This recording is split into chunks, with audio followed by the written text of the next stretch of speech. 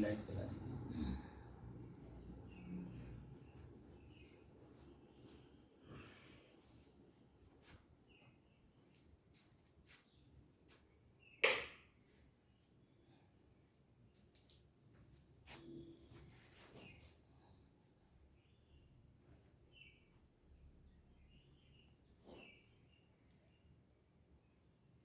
इसको बंद करिए।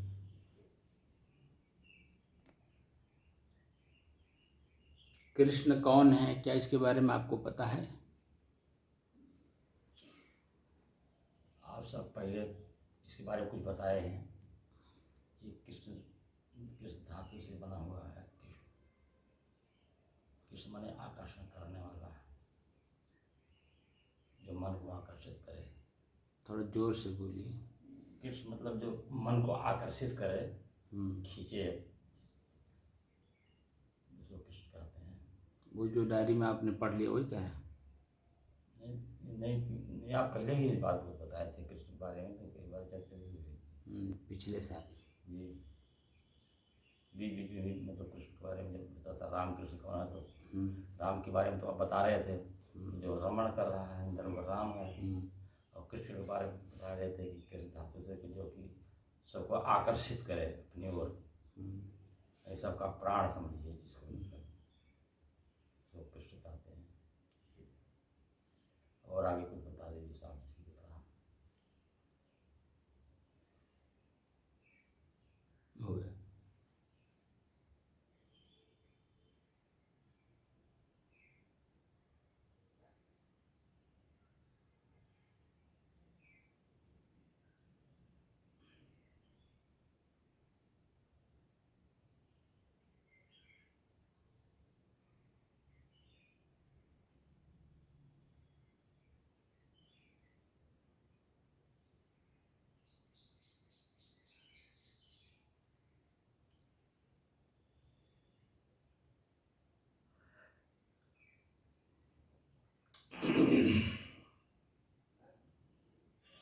अपने ही चंचल मन को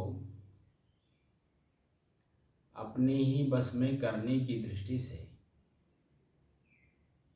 साधना करते करते आज 671 दिन हो गए।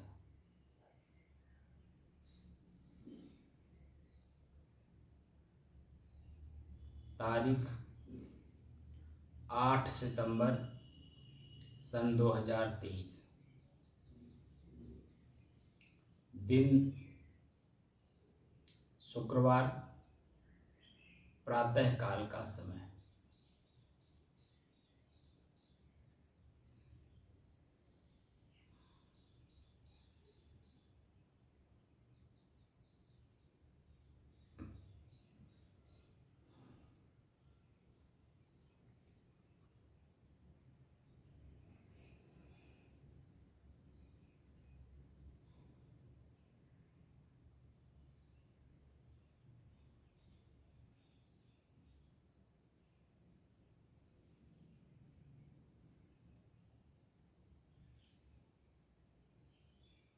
अभी बीच में मैंने एक प्रश्न पूछा था, एक शरीर मैं हूं कि शरीर मेरा है?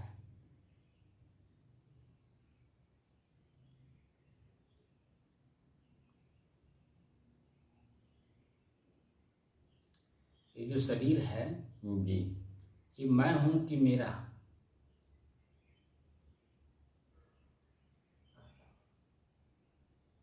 मेरा शरीर है। मैं इसी शरीर में हूं जी, ये ना।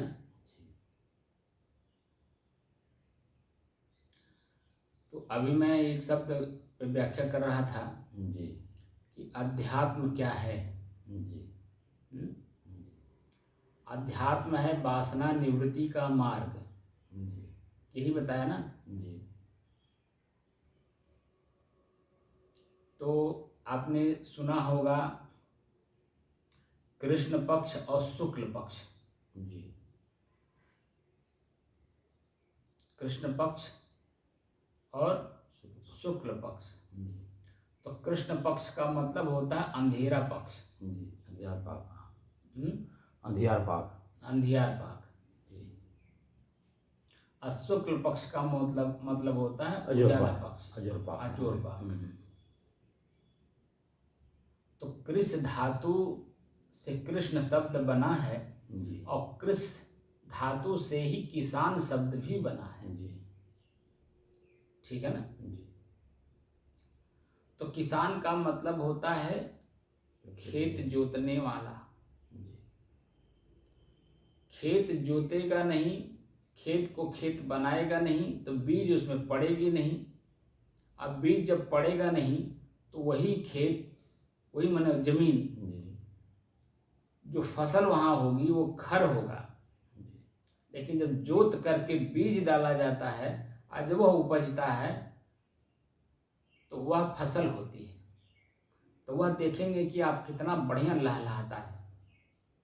अगर किसान खेत को बढ़िया से जोत करके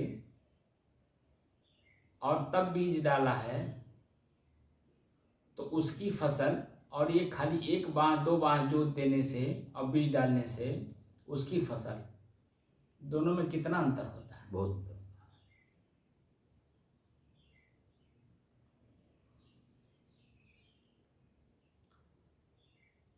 तो पुराने समय में आप लोग खेती किए हैं जब बैल से होती थी जी।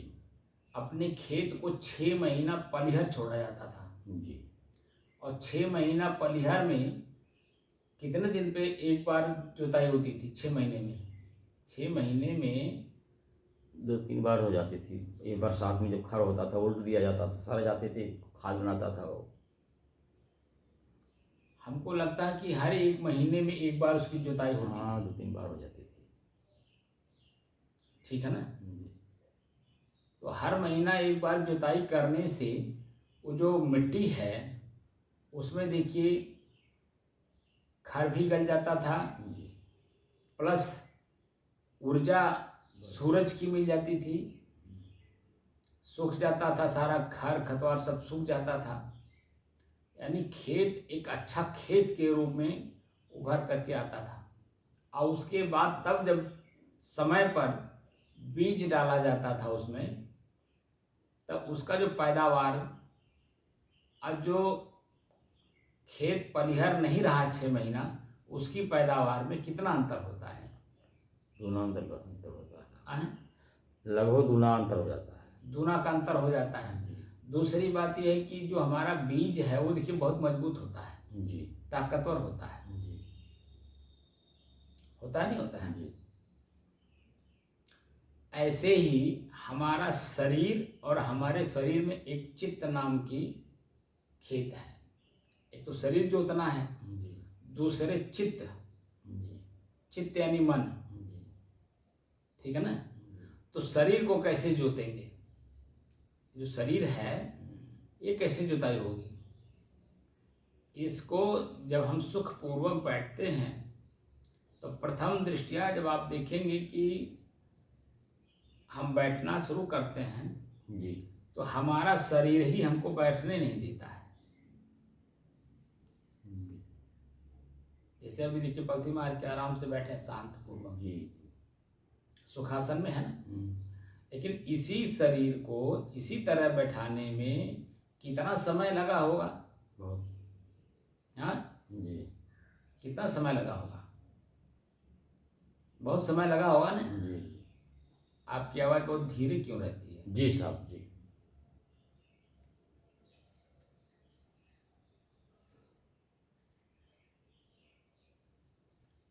तो ये जो शरीर है, शरीर को ये खेत है, इसको जुताई करनी है।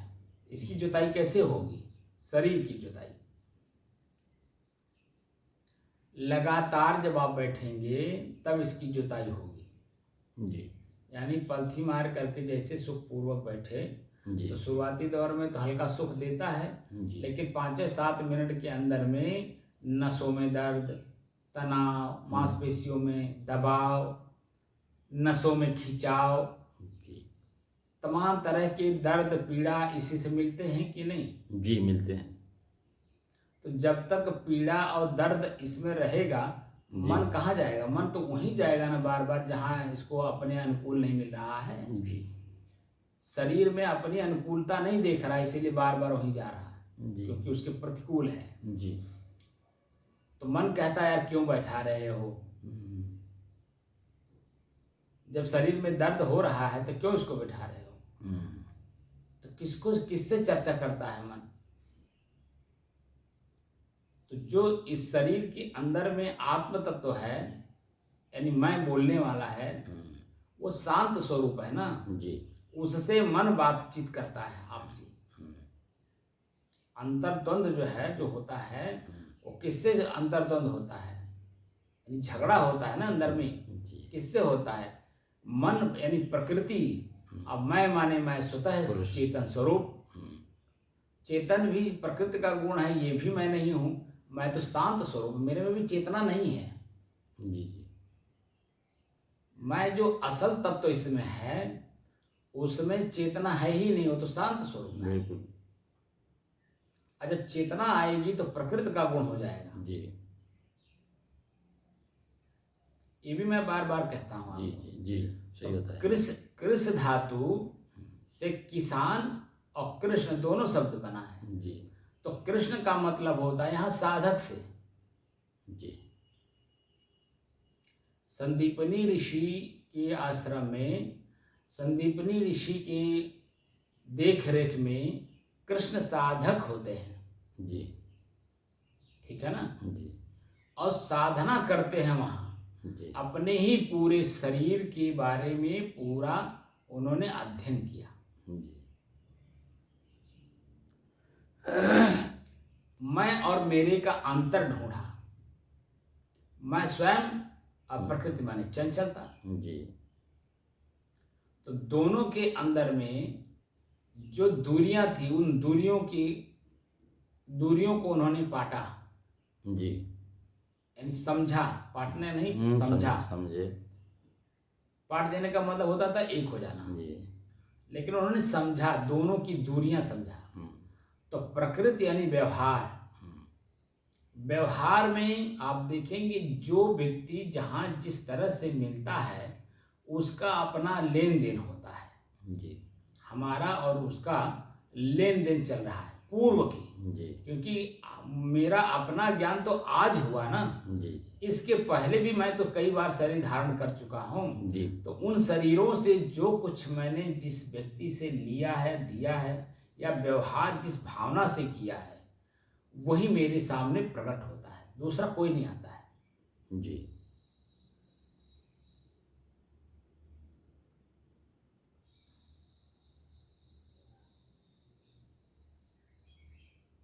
जो मैं और मेरे का अंतर खत्म करता है उसे कृष्ण कहते हैं, और वही वास्तव में साधक है।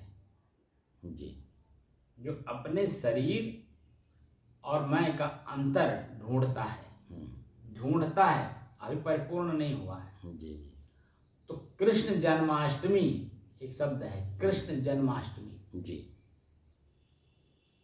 जन्म से मतलब होता उत्साह से, उमंग से, ठीक है, प्रसन्नता से, प्रफुल्लित होना, आनंदित होना। जन्म का मतलब होता है ना, बालक जन्म लेता है तो खुशी होती है, तो खुशी होती है, मन प्रसन्न होता है। जी, जी। बालक मेरे घर में। जी। अष्टमी, मैं कई बार आपसे बताया था कि जो 10 दिन की साधना हम कराने के लिए तैयार हैं। जी। लगातार 10 दिन साधक मैं और मेरे का अंतर ढूंढने की दृष्टि से जी। वो मेरे पास लगातार रहे 10 दिन। जी। तो अब यहाँ जो है कृष्ण जन्माष्टमी है। जन्म होता है अष्टमी को, जी। यानी एकम से लेके 8वें। जी। 8वें। ये जो साधना है, जी। मैंने अभी कहा ना, कृष्ण माने साधक।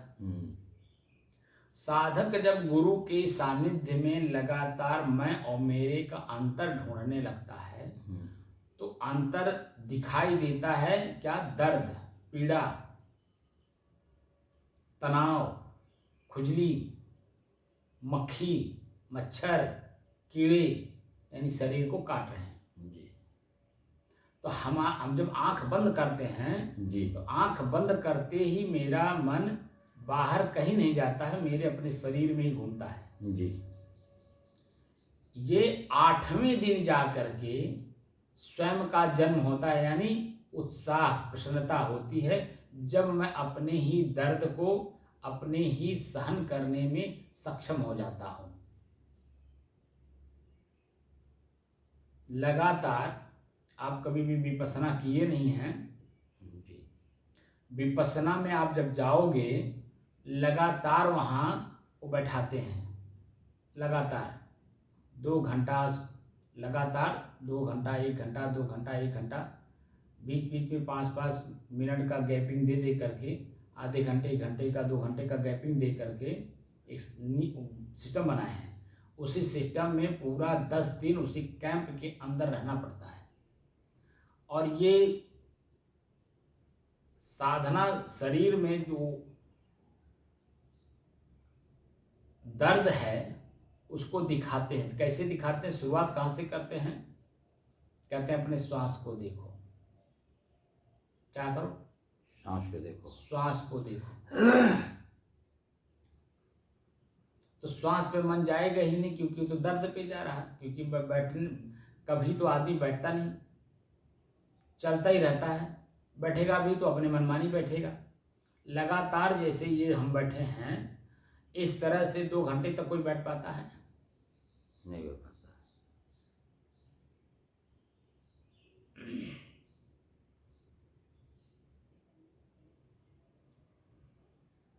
तो जरा 1 मिनट बंद करिए। तो जो विपश्यना होता है जी तो विपश्यना में लगातार सुबह 4 बजे आपको जगा दिया जाएगा। जी 1 घंटे तक आपको फ्री छोड़ दिया जाएगा कि आप स्नान कर लीजिए, फ्रेश हो लीजिए। उसके बाद 5 बजे से और 7 बजे तक लगातार 2 घंटे बैठना होता है। जी बीच में 5 मिनट का गैपिंग देते हैं, वह भी लघु शंका वगैरह के लिए। फिर उसके बाद 7 बजे आपको छोड़ देंगे आधे घंटे 1 घंटे के लिए। फिर उसके बाद मान लीजिए 8 बजे बैठाएं, 8 से 10 फिर 2 घंटा बैठाएंगे लगातार। फिर 10 बजे आपको छोड़ देंगे, ठीक है ना। बीच में आपको जलपान करा देंगे जी 10 बजे। फिर 2 बजे के आसपास 12 बजे के आसपास आपको भोजन कराएंगे जी ठीक है ना। नहीं 12 बजे नहीं, 11 बजे के बाद जी। तो फिर उसके बाद 2 घंटे का आपको छूट दे देंगे जी 2 बजे तक, 12 से 2।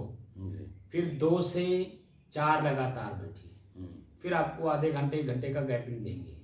फिर मान लीजिए 4 से 5 आपको दे दिए, 5 से 7 फिर लगातार बैठिए। जी फिर 7 से 10-15 मिनट का फिर आपको रेस्ट दे देते हैं। फिर 1-1.5 घंटा और बैठाएंगे। फिर वो वीडियो दिखाते हैं जी। गोयनका जी हैं, उनका वीडियो पूरा दिखाते हैं, प्रथम दिन से लेकर के और 10वें दिन तक का एक एक दिन एक एक वीडियो दिखाते हैं। वो जो वीडियो में बोलते हैं जी वो साधना परक ही वाणी बोलते हैं जी।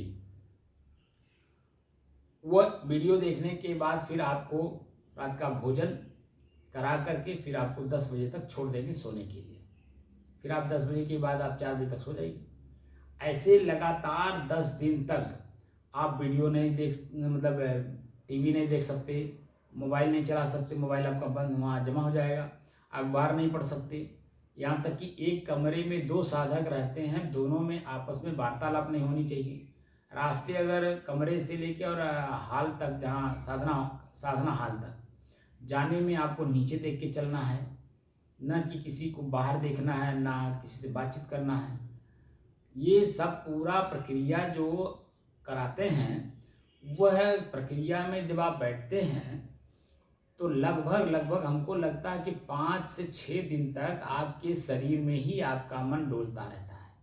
क्योंकि यहाँ दर्द वहाँ दर्द, कभी ऐसे करेंगे कभी ऐसे करेंगे, कभी कैसे बैठेंगे, कभी पैर फैला बैठेंगे, तरह तरह की चीज़ें। वहाँ पैर तो खैर फैलाने नहीं देते हैं, लेकिन इधर उधर आप हो लेते हैं, ये देख करके भी अनदेखा कर देते हैं। जैसे मान लीजिए सब कोई दर्द, गांठ वाला दर्द वाला हो तो फिर कुछ सुविधा नहीं है? देखिए, जैसे जो विशेष शरीर से किसी प्रकार का कष्टित है जी। तो उसको हॉस्पिटल सब मतलब डॉक्टर का वो देना पड़ता है स्टेटमेंट। अच्छा अच्छा। ठीक है, जी कि इनको ये प्रॉब्लम है, तो उनके लिए अलग से एक सुविधा दी जाती है, जी। कुर्सी, जैसा वो उसका स्थिति होती है। जी। क्योंकि मैंने शुरू में भी बताया था कि शरीर से कोई मतलब नहीं, मतलब तो यहाँ हाँ। साधना मन से होती है। जी जी। तो शरीर में कोई कष्ट है, पीड़ा है, माने शरीर पैर नहीं मुड़ पा रहा है, जी तो उसके लिए कुर्सी दे दी जाएगी आराम से कि बैठ जाइए जी। जिस तरह से भी, तो वो आपको सुविधा वहाँ प्रोवाइड हो जाता है। लेकिन अगर शरीर में किसी प्रकार का आपको कोई रोग नहीं है और डॉक्टर आपको कुछ किसी प्रकार का कोई इंस्ट्रक्शन नहीं दे रखा है जी। तो वो आप वही सामान्य साधक में ही आ पाएंगे। ठीक है ना जी। भले आपका पैर नहीं मुड़ता तो आप ऐसे सीधे करके बैठे जैसे बैठते हैं आप, तो वो प्रक्रिया होती है। तो हमको लगता है 5 से 6 दिन तक ये लगातार ऐसे ही इसी शरीर में, पहली बात तो हमारा मन श्वास पे टिकता नहीं है, शरीर में ही जब बैठेंगे तो शरीर में यहाँ दर्द हो रहा है, वहाँ दर्द हो रहा है, यहाँ पीड़ा, वहाँ पीड़ा, यहाँ दर्द, यहाँ तनाव, वहाँ दबाव, ऐसे पूरे शरीर में महसूस होता है। ये प्रथम साधक की बात हो रही है। जी जी। वहाँ शरीर उसका बैठा रहेगा, आंख बंद है, लेकिन वो क्या कर रहा है अंदर ये तो वही साधक ही जान पाता है। जी जी, वही जान पाता है, दूसरा थोड़ी जानता है। जी। तो इसलिए जो साधक हो चुके हैं पूर्व में, उन साधकों ने इस पर रिसर्च किया, खोज किया है कि कब कब क्या क्या होता है हमारे शरीर में जब हम बैठते हैं। जी। तो उसी को इंगित किया गया है उस समय की भाषा में। अच्छा। तो कृष्ण जन्माष्टमी शब्द है ना, कृष्ण मतलब होता है कि जो इस शरीर का उपभोक्ता है, जी। जो इन सबको आकर्षित करता है, यानी प्रकृति। शरीर है तभी तो मैं हूं। जी। तो कृष्ण है तब मैं हूं, यानी प्रकृति है यानी शरीर है तब मैं इसी में हूं। जी। अब मेरे वजह से शरीर का आकर्षण है। जी। कृष्ण शब्द का मतलब आकर्षण होता है, खींचना होता है। मैं शरीर में हूं तभी तो शरीर खींचता है अपनी तरफ। जी। जी। अब पूरे शरीर के अंगों को मैं ही तो बल और ताकत दे रखा हूं। जी। मैं ना रहूं तो कोई शरीर के अंग काम करते हैं? नहीं काम करेंगे। तो उसी लिए बताया गया कि आकर्षण मैं हूं तभी कृष्ण है, अरे कृष्ण है तभी मैं हूं, यानी प्रकृति है तब मैं हूं। जी। अब मेरे वजह से प्रकृति में खिंचाव, यानी दूसरा व्यक्ति दूसरे को देख करके आकर्षित तभी होता है जब उसमें कृष्ण है। जी। तो जो अष्टमी है, 8वें दिन जा करके मैं अपने शरीर को जीत पाता हूं। तो उस समय में साधना का 12 दिन का टाइम रखा जाता था, 12 दिन लगातार। तो 12 दिन नहीं बल्कि 12 साल का था हमारे यहाँ, 12 साल। बात को समझे मानी? जी। कोई भी शिष्य जब गुरु के सानिध्य में जाता है, वह अपने मन को, अपने शरीर को, दोनों को शांत करने में कामयाबी तभी प्राप्त करता है जब माँ की तरह, माँ और बच्चे की तरह, जैसे गर्भाशय में बच्चा है, जी। माँ जो सोचती है वही बच्चा सोचता है, माँ जो कुछ भी करती है बच्चे का कर्म होता है। उसी तरह से माँ वहाँ गुरु है, शिष्य जो है वो बच्चा है। गुरु के मंतव्यतानुसार 12 साल जब रहता है तब शरीर और मैं का बोध होता है। दोनों अलग अलग हैं, इस बात की जानकारी होती है। तो कृष्ण जन्माष्टमी, तो जन्म 8वें महीने में जा करके, माने 8वें साल में जा करके आपको धीरे धीरे मैं और मेरे का अंतर प्राप्त होता है।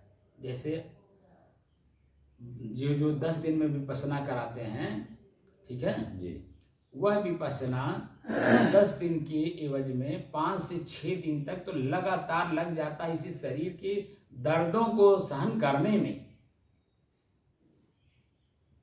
जो शरीर है, जी इस शरीर के दर्दों पीड़ाओं को सहन करने में, स्थिर करने में शरीर को 5 से 6 दिन लग जाते हैं, ठीक है ना जी उसके बाद तब धीरे धीरे हमारा मन श्वास पर टिकने लगता है। वहाँ वो लोग क्या करते हैं कि 3 दिन तक 2 से 3 दिन तक लगातार श्वास को दिखाते हैं, और उसके बाद आपके ही शरीर में कहाँ दर्द हो रहा, कहाँ पीड़ा हो रही है, कहाँ तनाव हो रहा, कहाँ दबाव हो रहा, ये दिखाते हैं। तो जहाँ जो चीज़ हो रहा हो उसको लगातार आप देखिए, उसी को लगातार देखिए। तो मैंने बताया था ना, जब लगातार किसी चीज़ को देखा जाता है तो उसमें जो तनाव है, दबाव है, आकर्षण है, ठीक है ना जी वो सारी चीज़ें धीरे धीरे क्षरण होने लगती हैं। जी जी क्षरण का मतलब होता है नाश होने लगती है। जी तो जब लगातार आप देखेंगे तो उसमें आपके अपने ही शरीर में जो दर्द महसूस हो रहा है, क्षरण होते होते होते होते एक होता है कि पूरे शरीर में उसी के कारण दर्द महसूस होता है। एक होता है कि जब हम लगातार दर्द को देखने लगते हैं तो दर्द को देखते देखते पूरे शरीर का दर्द उसी पे आके उसी केंद्र बिंदु पे आकर के ठहर जाता है, जहाँ से वो पूरे शरीर में दर्द महसूस करा रहा था, जहाँ से जी पूरे शरीर में दर्द महसूस करा रहा था, उस केंद्र बिंदु पे मन आकर के टिक जाता है। अब वो अलग महसूस होने लगता है और हल्का भी लगने लगता है। तो धीरे धीरे धीरे धीरे हम अपने उसी को सहन करने की क्षमता हमारी बढ़ जाती है। तो जन 8वें दिन आपका शरीर और आपका अपना बोध यानी मन प्रसन्नचित होने लगता है। 10वें दिन जब हम विपश्यना सेंटर से 11वें दिन निकलते हैं, 10 दिन तो पूरा करा देते हैं, 1 दिन और रखते हैं, ताकि जैसे ऑपरेशन थिएटर में मरीज को रखा जाता है और जब ऑपरेशन कर लिया जाता है उसके बाद सब कुछ संतुष्ट हो लिया जाता है, तब उसको गेट के बाहर किया जाता है, यानी उस कमरे से बाहर किया जाता है। ऐसे ही जब सभी लोग 10 दिन पर्याप्त समय उसमें रह लेते हैं और अपने शरीर का जो दर्द है, पीड़ा है, उसको सहन करने की क्षमता आ जाती है, मन प्रफुल्लित प्रसन्नचित आनंदित हो जाता है, तब एक दिन उनको आपस में चर्चा करने के लिए छोड़ दिया जाता है थोड़ा, क्योंकि रोक दिया गया है ना, आँख से कम ज़्यादा देखना नहीं है, यानी कम ही देखना है, जितना कमरे से और सेंटर तक साधना स्थल तक जाने का दूरी है जी उतना देखना है। उठने के बाद स्नान करने और वहाँ साधना स्थल तक पहुँचने में जो आँख से आप देख लीजिए उतना ही देखना है, उसके बाद बंद रखना है। बात नहीं करना यानी बोलेंगे नहीं तो आपकी गला बैठी रहती है, पैर ज़्यादा चलता नहीं है तो अकड़न भी रहती है, तरह तरह की चीज़ें रहती हैं। तो उन सब चीज़ों को एक दिन 24 घंटा और रख दिया जाता है। 24 घंटा मतलब आज मान लीजिए पूरा हो गया 10 दिन, कल सवेरे आपको विदा किया जाएगा, अभी आज नहीं विदा किया जाएगा। तो ये जो रात भर की जो समय है, इतने समय तक आप बोल लीजिए, बातचीत कर लीजिए, ताकि अपने बातचीत करने में कोई दिक्कत महसूस ना हो। फिर उसके बाद आपको छोड़ा जाता है। तो वो जो प्रसन्नता, आनंद की अनुभूति, उत्साह उस सेंटर से निकलने के बाद होता है, वो पहले नहीं रहता है। प्रवेश करते हैं दुनिया भर का भय रहता है, 10 दिन वहाँ कैसे रहूँगा, वहाँ मोबाइल नहीं चला पाऊँगा, वहाँ इनसे कट जाऊँगा, उनसे कट जाऊँगा, उनसे बात नहीं हो पाएगी, वहाँ नहीं जा पाऊँगा। दुनिया भर का मन की कल्पना जो है आपको लिए आप उसमें प्रवेश करते हैं, लेकिन मन मजबूत किए चलो अच्छा देखा जाएगा जो होगा। अब जब उस तरह से करके जब उसमें आप सेंटर में प्रवेश करते हैं और 10 दिन रह लेते हैं, तो 5 से 7 दिन तक जो आपके शरीर, मन और इंद्रियां, इनके बारे में पूरी जानकारी दी जाती है।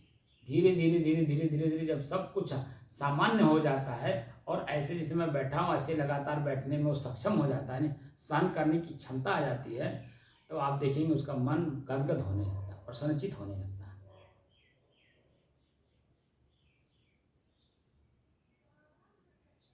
यानी दर्द, पीड़ा, तनाव, दबाव सब कुछ हमारे बस में हो गया, अब मैं उसके बस में नहीं हूँ। जी। ये चीज़ें जो सूत्र है, सूत्र कहाँ है, किस जगह लगना है, लेकिन हम उसको कहाँ प्रयोग कर रहे हैं। जैसे ठाव गुण काजर, ठाव गुण कालिक, ये सामान्य भाषा में बोला जाता है कि नहीं। जी जी। वही शब्द एक जगह अमृत का काम करता है। जैसे कबीर साहब कहते हैं, एक शब्द औषधि करे, एक शब्द करे घाव। जी। शब्द ही है, आदमी बोलता है, सामने वाले को घाव पैदा कर देता है, यानी क्रोध उत्पन्न करा देता है। एक होता शब्द होता है कि क्रोधित व्यक्ति को सामान्य बना देता है। जी।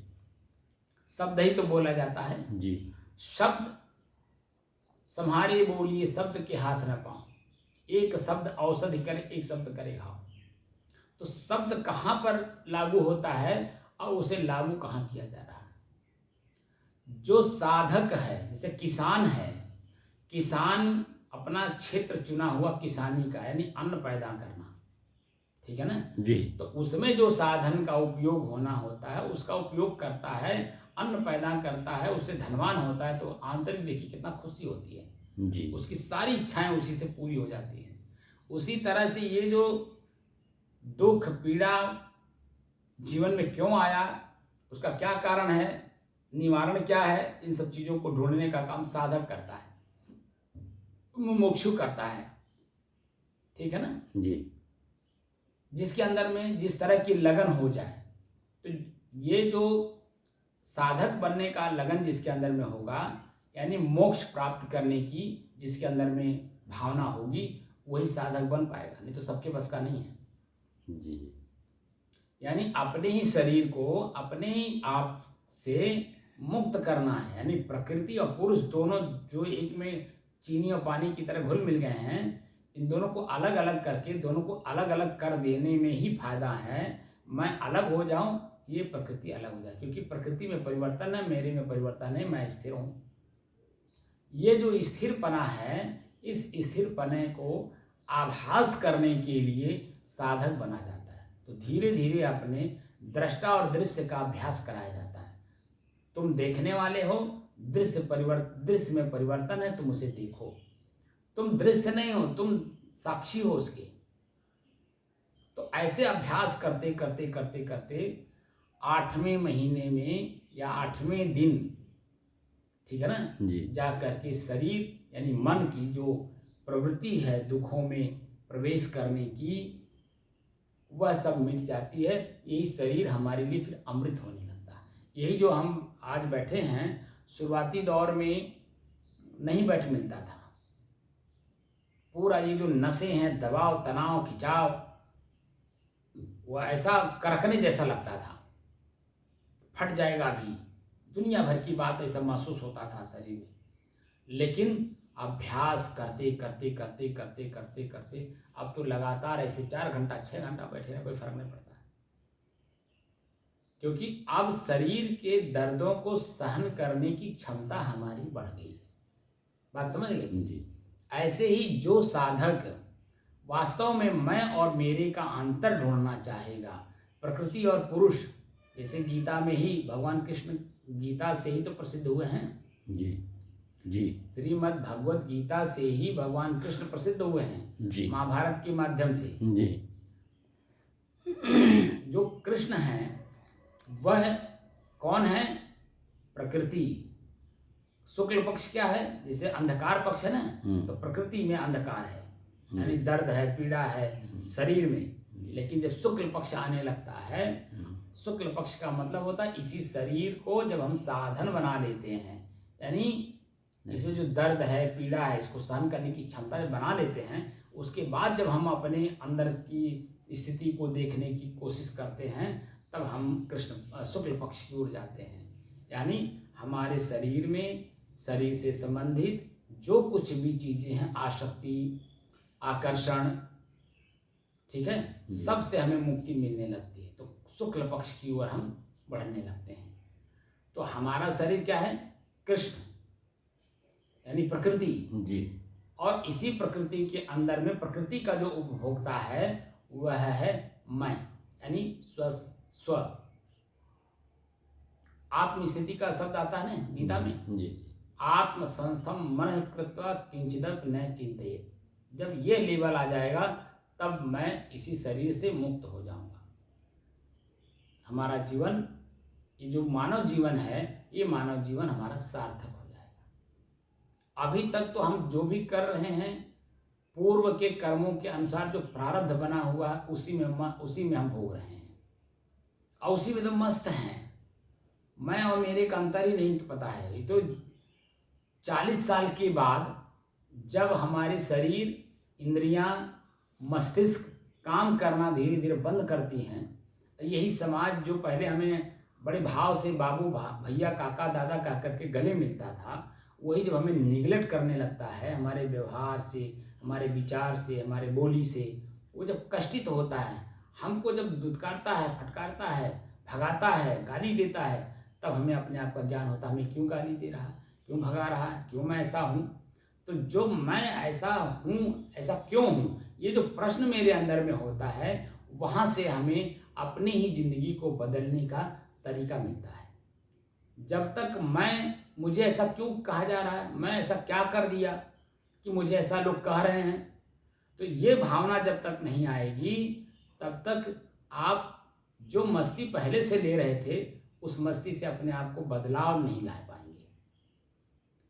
अब बदलाव जब तक होगा नहीं जीवन का, तब तक जीवन का सार्थकता नहीं, क्योंकि प्रकृति में बदलाव है, प्रकृति में स्थिरता है नहीं, और आप चाहते हैं प्रकृति को स्थिर करना। यानी जो पत्नी है, सुख का साधन है, उसको स्थिर करना चाहते हैं। क्या वो स्थिर है? नहीं। आज मिली कल छूट जाएगी। जी जी। तो स्थिर कहाँ है?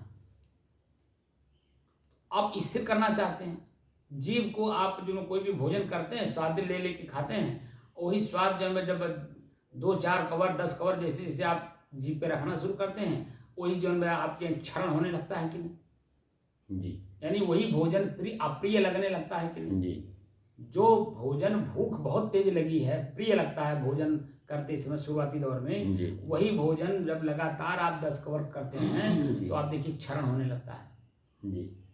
तो वही चीजें हैं मैं और मेरा, मैं और मेरे का अंतर जब तक नहीं आप ढूंढेंगे तब तक ये जो विकृतियां हैं, ये विकृतियां समझ में नहीं आएंगी, और इन्हीं विकृतियों में हम अपने आप को रात दिन जन उलझाए रखेंगे, दुखी और पीड़ित होते रहेंगे। बात को समझ गए कि नहीं? जी। अभी हमने नेट से निकाला है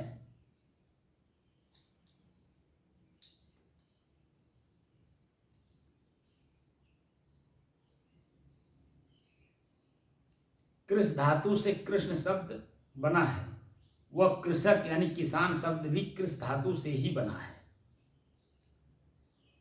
जिसका अर्थ होता है अपनी तरफ खींचना यानी आकर्षित करना। जी। प्रकृति ही तो हम जैसे आप खोलते हैं, प्रकृति ही तो हमें अपनी तरफ आकर्षित करती है। जी। तो मैं उसमें खींचा चला गया कि नहीं? जी। और जैसे उसमें खींचा तैसे जैसे उसको छुआ हमने तो उसके नियम में बंध गए कि नहीं? जी। जी। तो दुख भोगेंगे कि नहीं? जी। उसका परिणाम में दुख भोगेंगे कि नहीं? जी। जो संपूर्ण संसार के प्राण हैं वही कृष्ण है, ठीक है ना? कृष्ण का अर्थ है विश्व का प्राण, उसकी आत्मा, यानी जो प्रकृति है, जी। जो उसमें चेतना है, उसकी चर्चा यहाँ कर रहे हैं। प्रकृति के अंदर में जो चेतना है जी। जी। उसकी बात कर रहे हैं। कृष्ण का तीसरा अर्थ है वह तत्व जो सबके मैंपन में रहता है। अब यहाँ पे ये जो है मैं वही, हाँ। ये यही सत्य है। सत्य ही है। तीसरा जो शब्द अर्थ दे रहे हैं, मैं कृष्ण का तीसरा अर्थ है वह तत्व जी। जो सबके मैंपन में रहता है। जी। जी। मैं हूँ क्योंकि कृष्ण है। मैं हूँ यानी शरीर है। जी। शरीर है तभी तो आवाज निकल रही है। तो जी। ये आवाज किसकी है? प्रकृति की ही तो है। जी। चिंतन भी प्रकृति का, बोली भी प्रकृति का, सुनना भी प्रकृति का, सब प्रकृति में हो रहा है। जी। अगर साहब प्रकृति और पुरुष को अलग कर दिया जाए तब कहाँ फिर जीवन रहेगा? तो मैंने अभी जीवन के बारे में कल बताया था कि नहीं? जी। हाँ, जी। तो प्रकृति और पुरुष के संबंध को ही तो जीवन कहते हैं। तब जीवन होता है। तो अब यहाँ हम इसी जीवन से दुखी हो गए, जी तभी तो साधक बनने आए। जी यानी मैं अपने को अलग कर रहे तभी तो साधक बना, मैं और मेरे का अंतर हो। तो जीवन अपने आप में जब तक खत्म नहीं होगा जी। तब तक दुखों से मुक्त कैसे होगा? काम आप तो ये जो साधना कर रहे हैं दुखों से मुक्त होने की, जी और ये दुख तभी मुक्त होगा हाँ जब हम दोनों को अलग अलग करेंगे। जी जैसे पहले इसी शरीर का प्रयोग करते हैं दौड़ने में, चलने में, काम करने में, जी चाहे अच्छा काम हो चाहे बुरा काम हो, जो भी काम है इस शरीर को पहले उपयोग करते हैं। जी लेकिन जब इसी को हम जान जाते हैं ये हमारे दुख देने लगा है तो बैठने का काम करते हैं। तो जब बैठने का काम करते हैं तो ये दर्द पीड़ा का अंदर से एहसास कराता है कि नहीं? जी कराता तनाव, दबाव, खिंचाव का अनुभव कराता है कि नहीं? जी जी लेकिन वही जब बैठते बैठते बैठते बैठते जब हम उसको सहन करने की क्षमता बढ़ा लेते हैं तो वही यही शरीर फिर हमें साधना करने में कितना आनंद देता है। देता है साहब जी मैं जब लगातार अभी बैठे थे हम लोग, जो हम नहीं बोल रहे थे जी। तो इसी शरीर में ही तो थे, जी लेकिन शरीर में ना दर्द महसूस हो रहा था, ना पीड़ा, ना दबाव, ना खिंचाव, ना तनाव, कुछ नहीं। और यहाँ तक कि मन भी जिंदा नहीं था, जी यानी शरीर का कोई ज्ञान ही नहीं था जी और मन का मतलब कोई कल्पना में नहीं था, जी तो एकदम बिल्कुल शांत स्थिति में था। जी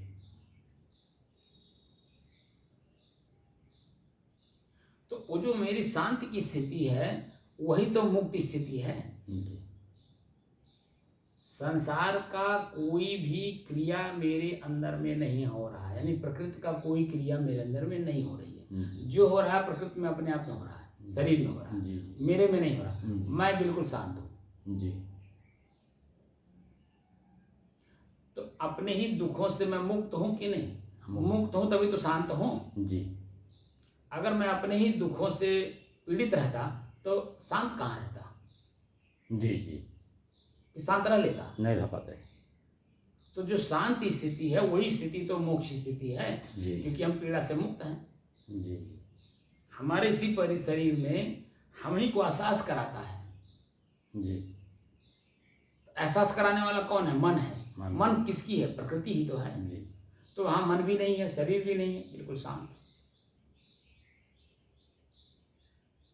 तो शांत स्थिति ही मोक्ष स्थिति है, क्योंकि हम अपनी पीड़ाओं से, अपनी इंद्रियों के पीड़ाओं से मुक्त हैं। जी शरीर के दबाव, तनाव, खिंचाव, मांसपेशियों से, नसों से, खून के सर्कुलेशन से, इन सब से मैं मुक्त हूँ। जी ठीक है ना?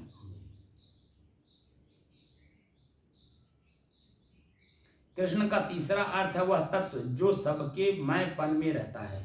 मैं हूँ क्योंकि कृष्ण है, जी यानी शरीर है तभी तो मैं बोल रहा हूँ। जी मेरा अस्तित्व है क्योंकि कृष्ण का अस्तित्व है, जी यानी शरीर का अस्तित्व है हाँ जबकि मैं हूँ तो अस्तित्व है। तभी तक तो नहीं तो मैं इसमें हूँ। जी जी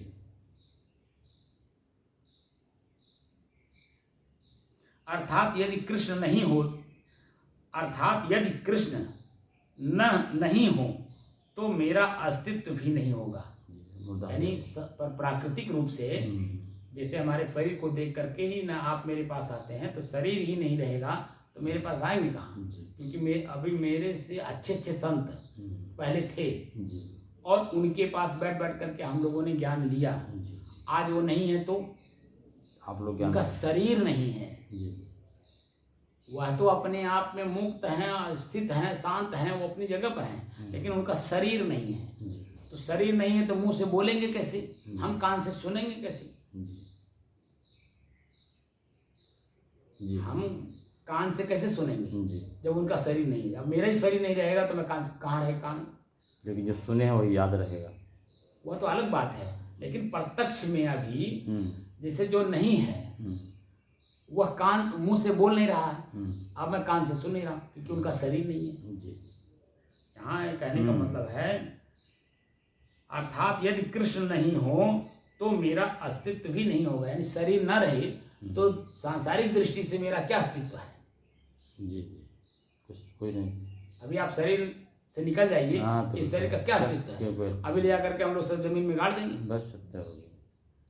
जी इसका अस्तित्व खत्म हो गया है। जी जी मैं हूँ तब तक इसका अस्तित्व है। जी और इसी यहाँ इस बात को इसीलिए कहा गया हाँ। कि शरीर, इसी शरीर से ही हम दुख भी भोगते हैं और इसी शरीर से अपने दुख को मिटा करके मैं मुक्त भी हो सकता हूँ। जी कर सकता हूँ। समझ में? तो अभी तकले हमने जो सहन किया वह दुख, जी अब मैं चाहता हूँ दुख से मुक्ति। जी तो दुख से मुक्ति के लिए साधन है शरीर, तभी तो हम मुक्त होंगे। जी। और साधन नहीं रहेगा तो हम मुक्त कैसे होंगे? जी अपने आप को इसी साधन से ही तो साधन का प्रयोग करके ही तो जन्म मुक्त होंगे। जी।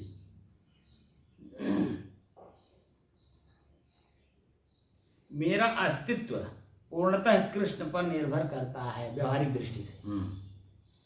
मेरा, मैं जो इसमें बोलने वाला है, मेरा अस्तित्व उसी का इसी शरीर से संबंधित है। जी कृष्ण मतलब यहाँ प्रकृति। जी। प्रकृति शरीर है तभी मेरा अस्तित्व है, चाहे अच्छे के रूप में चाहे बुरे के रूप में। जी जी।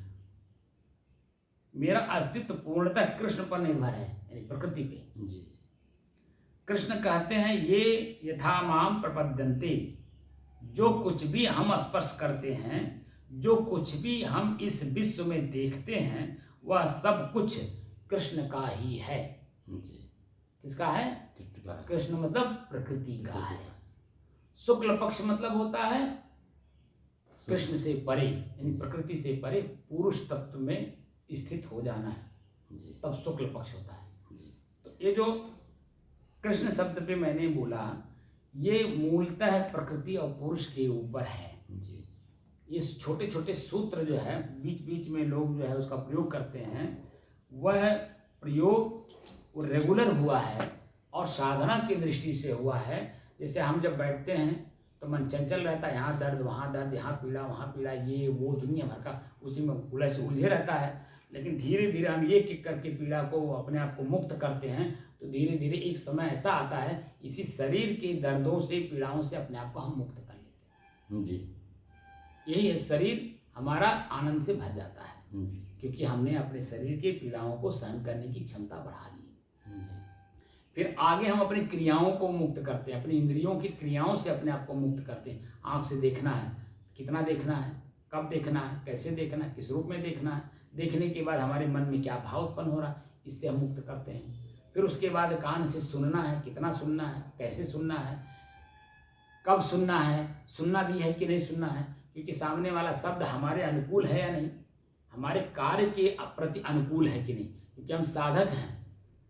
तो साधक के शब्द अगर कहीं मिलेंगे हम उसको सुनेंगे, लेकिन साधक को साधक की तरह शब्द नहीं मिलेगा तो हम उसको क्यों सुनेंगे? नहीं सुनेंगे। यही हमारा दोष हो जाता है। अगर हम किसी की बात को सुनते हैं, इसका मतलब है कि हम अभी अपने आप में परिपक्व नहीं हुए, उसकी बात को सुन करके उसी में उलझ गए। तो उलझन समाप्त करने के लिए तो हम साधक बने। अब पता चला कि जो दूसरा व्यक्ति है वो साधक है नहीं, उसकी बात हमने सुन ली, और जैसे सुनी तो उसे अपने हमें पकड़ हो गया, उसमें दुखों में डाल दिया। जी जी। तो कुल मिला करके हमें अपने ही शरीर की इंद्रियां, उनके विषय, उनके भोग से हमें अपने आप को मुक्त करना है, ताकि मैं शांति स्थिति में रहूं। जी। अब मैं हूँ वह बिल्कुल प्रकृति से परे अपने आप में शांत चीज है। जी। वहाँ ना कृष्ण है, ना शुक्ल पक्ष है, कुछ कुछ है, नहीं। यानी ना वहाँ दुख है ना आनंद है, जी। ना पीड़ा है ना सुख है, ना उत्साह है ना उमंग है, ना वहाँ पश्चाताप और आत्मग्लानि, बिल्कुल शांत स्थिति। एक शब्द में अगर व्यवहारिक दृष्टि से कहें तो जिस समय में आप नींद में रहते हैं उस समय में ना शरीर का कोई पीड़ा रहता है, ना अपने शरीर का कोई ज्ञान रहता है, ना संसार का कोई ज्ञान रहता है। तो वो स्थिति जागृत अवस्था में हमें प्राप्त करना है, बल्कि प्राप्त हो चुका है, अब उसका खाली अभ्यास करना है। जी।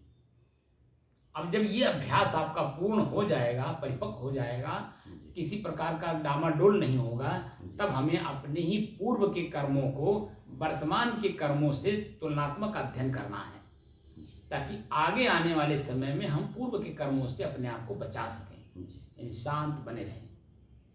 कहीं कोई गलती हुई हो, उस गलतियों से अपने आप को मुक्त कर सकें कि दोबारा कर्म न होने पड़े, यानी सतर्कता और सावधानी बरतेंगे, ताकि पूर्व के कोई भी कर्म हमसे दोबारा ना होने पाए।